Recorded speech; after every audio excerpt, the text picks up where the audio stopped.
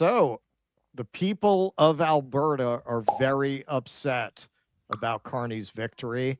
And now they're thinking about seceding from Canada, which, because Canada did not have a civil war, apparently they still have a constitutional mechanism for doing that. Their premier, Danielle Smith, promises a referendum next year if citizens gather enough signatures. Reports are that many of the pro-secessionist people are now running around playgrounds calling people the N-word in order to raise the money necessary exactly. to gather these signatures. We'll see how that works out.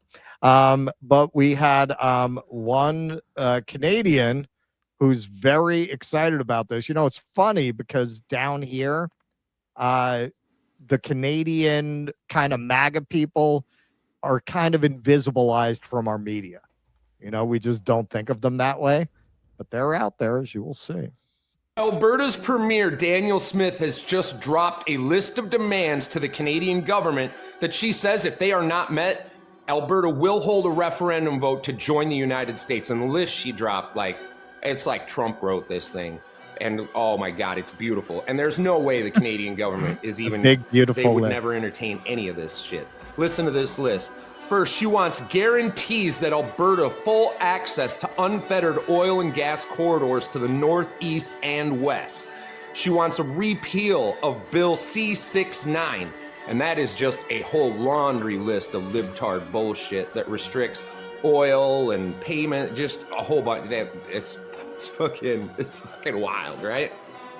She wants a lift to the tanker ban off the BC coast. She says eliminate the oil and gas emissions cap, scrap the clean energy regulations, abandon net zero car mandates, end the ban on single-use plastics, no export tax on or restrictions on Alberta's oil or gas to the United States, and she says stop subsidizing other large provinces capable of funding themselves. See, the rest of Canada extorts Alberta through something called the fairness equalization payments, and they steal money from Alberta to prop up a bunch of the other eastern liberal provinces that don't make any fucking money, and they steal their money to use for their libtard fucking agendas, and it's absolutely bullshit.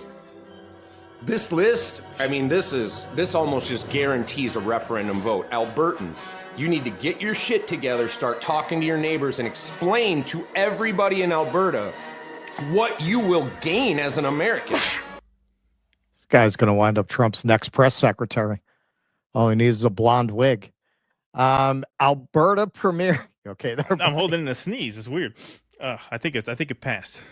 I feel bad for all the libs who moved to Alberta to escape Trump. Now they're going to join the United States.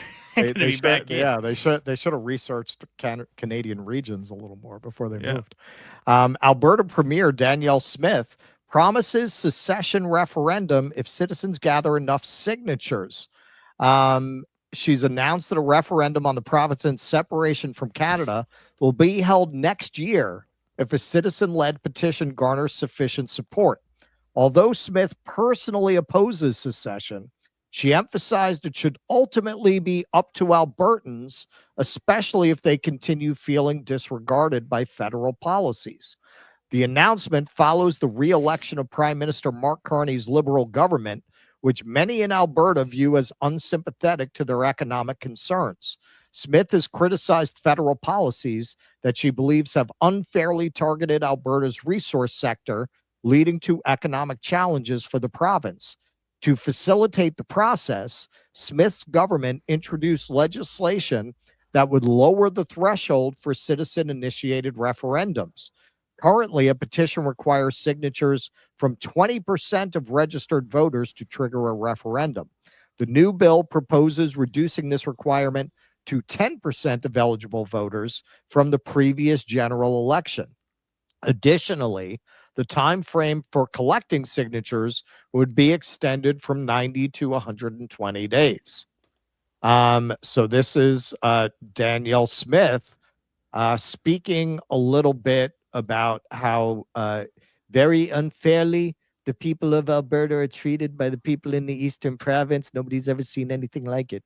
There are thousands of Albertans who are so frustrated with the last 10 years of Ottawa's attacks on their friends' and families' livelihoods that they feel Alberta would be stronger and more prosperous as an independent nation. That is an understandable and justifiable feeling to have, even if we disagree on what to do about it. These Albertans are not traitors, nor should they ever be treated as such. They just love their province and family and want a better future than the one Ottawa is offering them right now. Isn't it weird that all these tough conservatives need their hands held and need to be reassured and need to have their ego stroked, need to make them feel better? I thought they were the tough people who, fight things out, right? Yeah. Yeah. So here's a little bit on the constitutional means by which Canada could actually do this, or Alberta could do it. Remarkable, and people can research this on their own to see that what I'm saying is true, is Canada's the only country, for example, in the Commonwealth that has constitutionalized the method for a province to leave. And it's the 1998 reference case of the Supreme Court of Canada that arose because of the referendum that was coming in Quebec. And the Supreme Court of Canada, our Supreme Court of Canada, ruled that if a clear majority of voters within a province vote in favor of independence, of secession, on a clear question, then each other province, federal government, and First Nations are all obligated to come to the table. They can't sit it out. They can't say, oh, sorry, I'm busy today.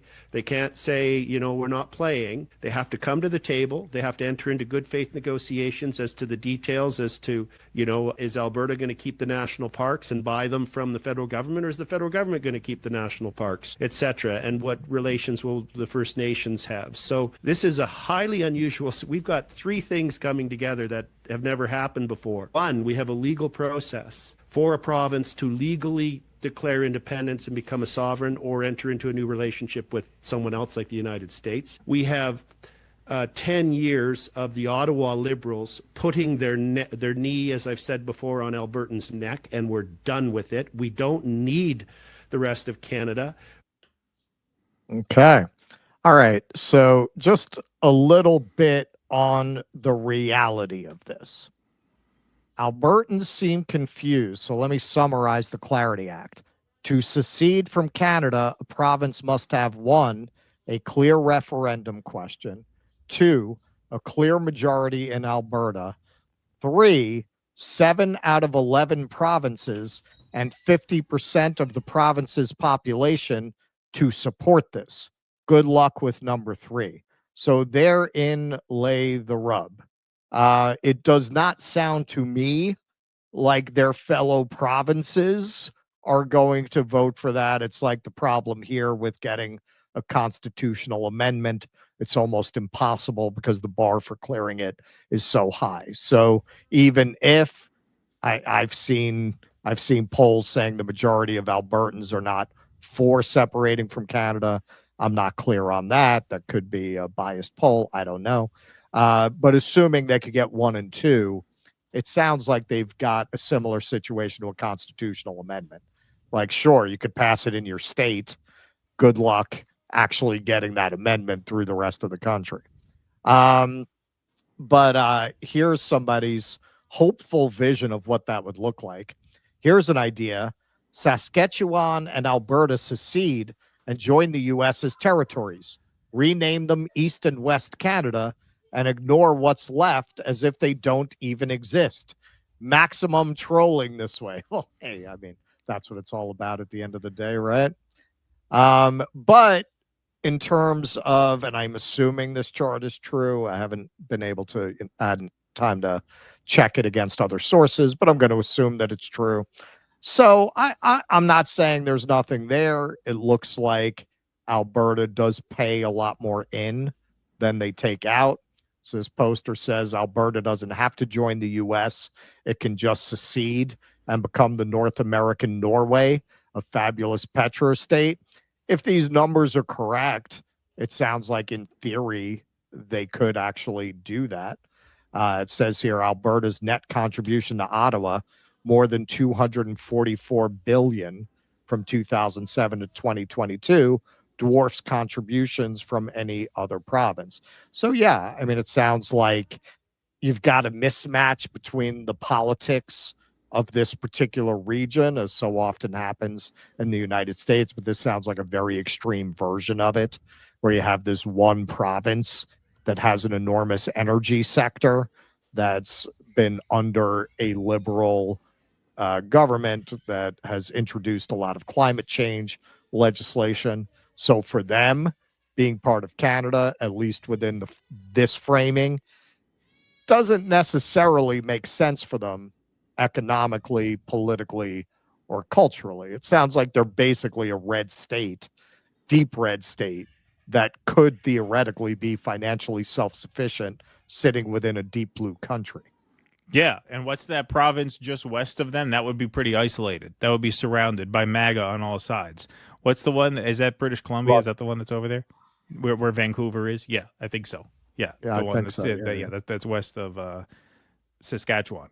Yeah, no, I mean, well, look, I understand their frustration because they really thought that they had won. They really thought they had won, and that this would not. They be had necessary. it in the bag. They had it in the bag. They had it in the bag, and then their plan was foiled. So I guess now the backup plan is they're going to try to join the United States after all. Which, I mean, look, man, we've seen this fail over and over again. We've seen the sort of Trump-like candidate go down now in three separate races since Trump won, first in Germany, then in Canada, oddly enough, and then in Australia most recently.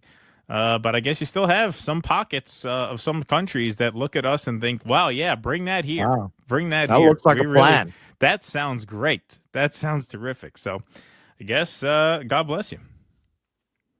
Again, I saw some polling. I would have to see more, but it makes sense to me based on our own kind of secession movements that have popped up in the United States. Most people at the end of the day are attached to the country they're in. It seems like this is a very vocal and motivated minority. Yes. Looks that way to me. Please clap.